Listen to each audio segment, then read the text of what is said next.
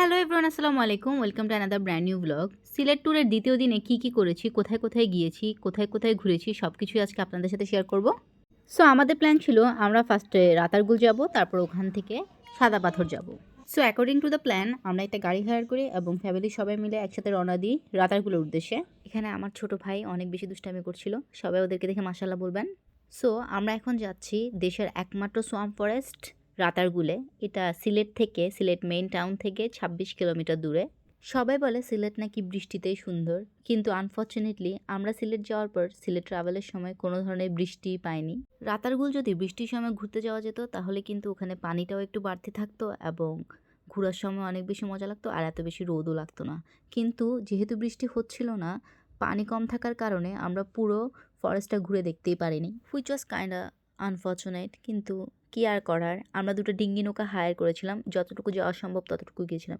কিন্তু দেখেন কি অসহ্য রোদ, আমরা 11টা নাগাদ গিয়েছিলাম, তারপরে অনেক রোদ ছিল। ওই যে আমার আব্বুকে দেখা যায়, আমার আব্বু কিন্তু আসলে ডিঙ্গি নৌকায় উঠতে ভয় পাচ্ছিল, হ্যাঁ, কিন্তু উনি এমনভাবে প্রিটেন্ড করছিল যে মানে এটা কোনো মজাই নেই। আমরা যত ভিতরে ঢুকছিলাম আস্তে আস্তে কিন্তু রোদের তাপটা একটু কম ছিল এবং আশেপাশের গাছপালার কারণে, ছায়া থাকার কারণে একটু ঠান্ডা লাগা শুরু করেছিল।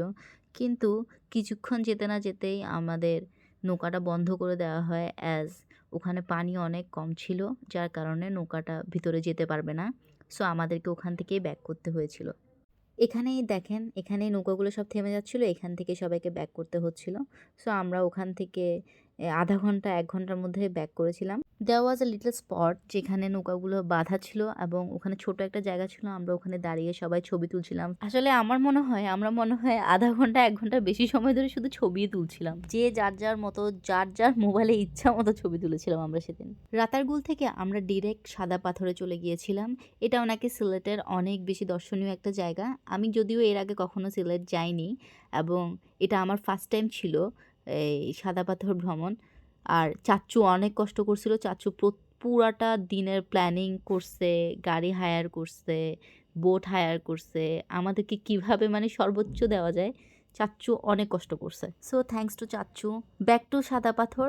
আপনারা নিজেরাই দেখেন, এত অপরূপ সৌন্দর্য, আল্লাহর এত সুন্দর সৃষ্টি আমি নিজের চোখে না দেখলে কখনোই বিশ্বাস করতাম না আসলে।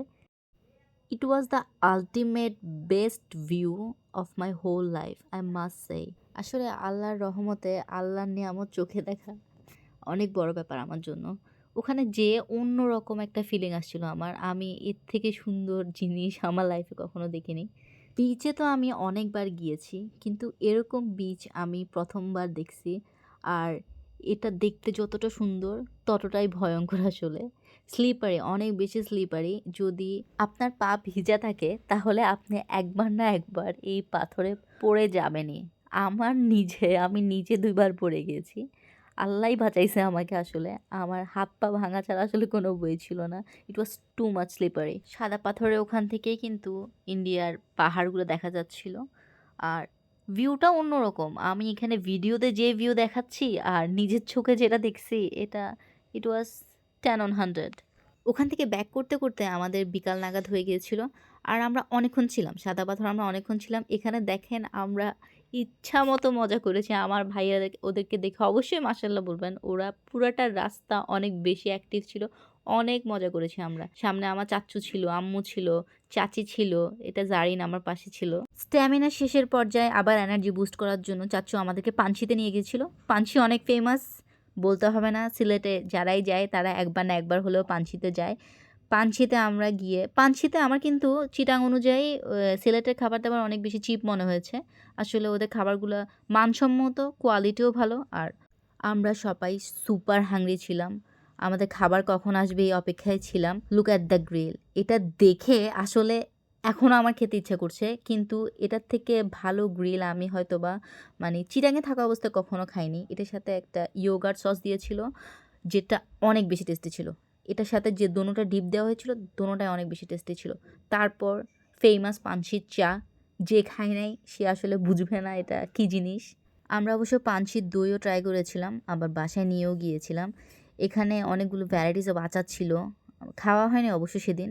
ওখান থেকে আমরা আবার ডিরেক্ট আমার চাচ্চুর অফিসে চলে গিয়েছিলাম। আমার চাচ্চু আবার ইগলোতে জব করে। ওখানে ওদের ওখানে যে গোডাউনটা ছিল সেটা দেখানোর জন্য চাচ্চু আমাদেরকে নিয়ে গিয়েছিল। আর ওখানে বসে আমরা আইসক্রিম খেয়েছি, গল্প করেছি, অনেক মজা। এই যে আমার চাচ্চু। এন্ড অফ দ্য ডে আমরা একটা আইসক্রিম খেলাম। আইসক্রিমটা অনেক মজা ছিল। আল্লাহ হাফেজ।